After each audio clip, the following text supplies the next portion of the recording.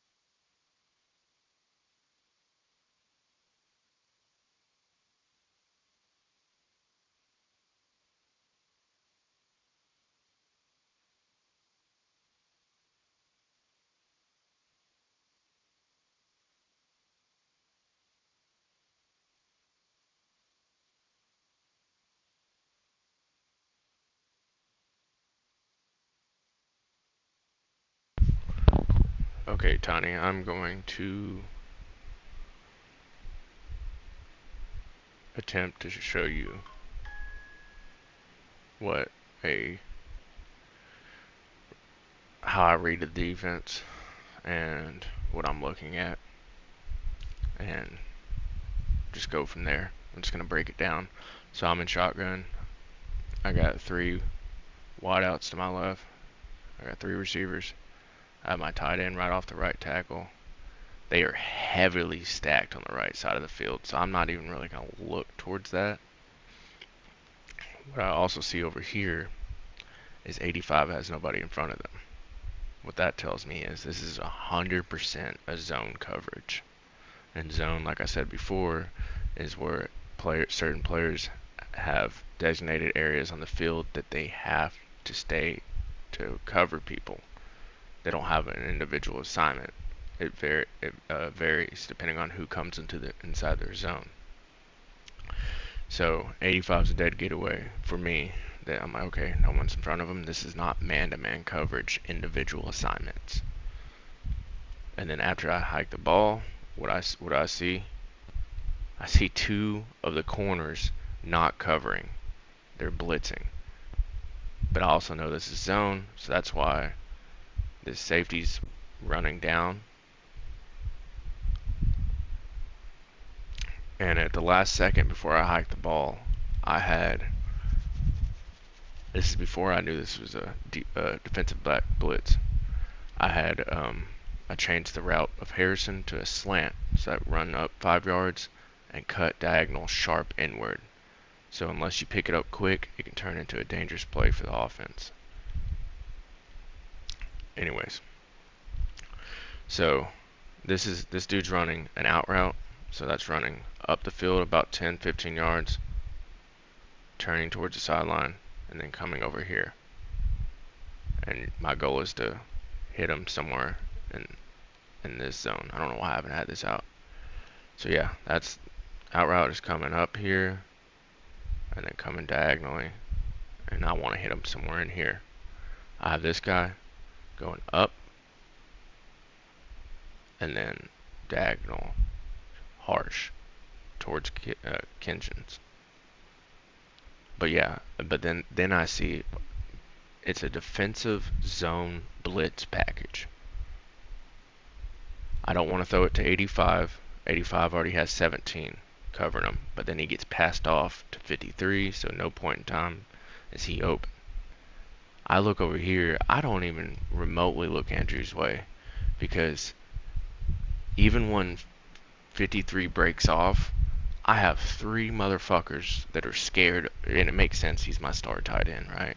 But they're scared of Andrews. So I'm like, I'm not even looking his way, I'm not even looking his way. But remember earlier when I told you, bam, he's running a slant, 88. He actually did a quick slant. He only took a step inward. But anyways, so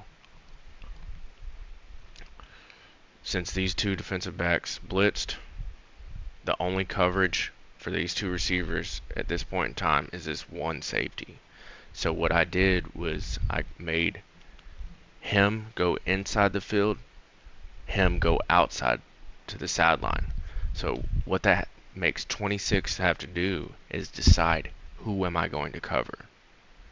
He chose 88, which is kind of smart in a way because that's my number 1 receiver, but I used the fact that he's my number 1 receiver against the AI, so I knew that they were going to pick him. But after that, since he made his decision, nobody is near him. And this is a fast receiver. And by the time everybody else reacts, it is too late. But I'll show you how quick this play developed and how fast I understood when I'm going to throw. So when his left hand leaves the ball, that's when I decided to pass.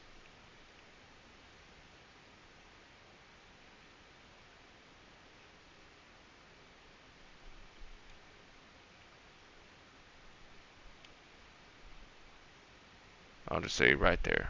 That's when I knew I was going to pass. That's what it looked like to me on the field. It's very obvious that Andrews is covered. It's very obvious that Thomas is covered. I know I'm using Harrison Jr. as a disguise, a camouflage to make 26 bite the bait. He does, and I can tell exactly right here. I can see 82 at this point in time, and I know I can see that the hips for number 26 are faced inward, nowhere near paying attention to Alec Pierce, and I already know that this is just over with. But I'll start from the beginning. Oh, why is it? Hold on one second. I hate when it does that. But yeah, no one's even remotely close to him.